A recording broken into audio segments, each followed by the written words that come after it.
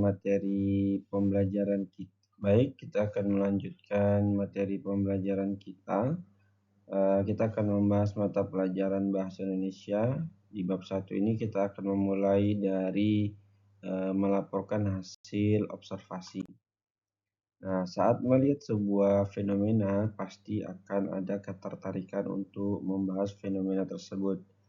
Pembahasan berupa teks yang membahas fenomena tersebut disebut teks laporan.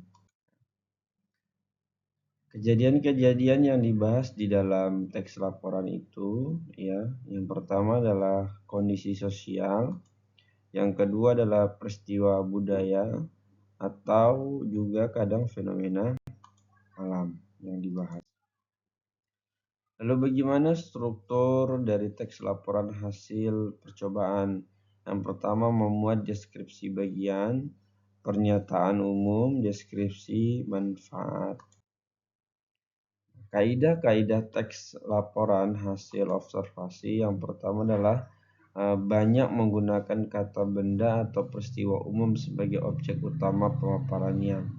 Banyak menggunakan kata kerja material atau kata kerja yang menunjukkan tindakan suatu benda, binatang, manusia, atau peristiwa yang dapat nyata terlihat. Atau yang ketiga, banyak menggunakan kopula yang digunakan kejelasan pengertian atau konsep.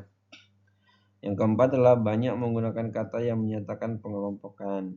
Kelima, banyak menggunakan kata yang menggambarkan atau bermakna suatu keadaan. Lalu banyak menggunakan kata atau istilah teknis yang berkaitan dengan isi teks. Secara umum dapat kita singkat adalah kata benda umum, kata kerja material, kata kopula, kata pengelompokan, kata keadaan, dan juga yang terakhir adalah kata teknis.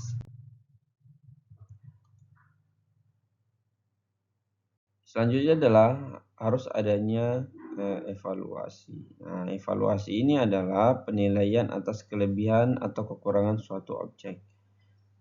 Menjadi bahan untuk memperbaiki apa yang sudah dilakukan. Bagaimana cara menjelaskan teks laporan hasil observasi dengan ringkas? Yang pertama adalah mencatat gagasan-gagasan umum teks, memadukan gagasan-gagasan umum, lalu membaca teks atau laporan itu sendiri.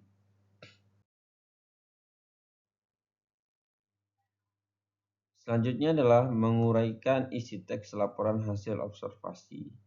Yang pertama adalah dengan berdiskusi, lalu menganalisis kebahasaan teks laporan observasi dari hasil diskusi.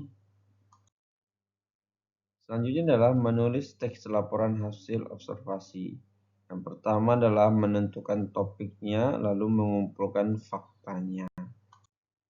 Lalu yang terakhir adalah kita akan membahas tentang mendaftar topik-topik penting, menyusun kerangka laporan, dan mengembangkan laporan secara utuh. Baik, itu saja yang dapat kita pelajari, membahas sedikit tentang bagaimana teks laporan itu. Semoga apa yang kita bahas bisa menjadi tambahan pengetahuan bagi kita bersama. Terima kasih, kita akan ketemu di lain kesempatan.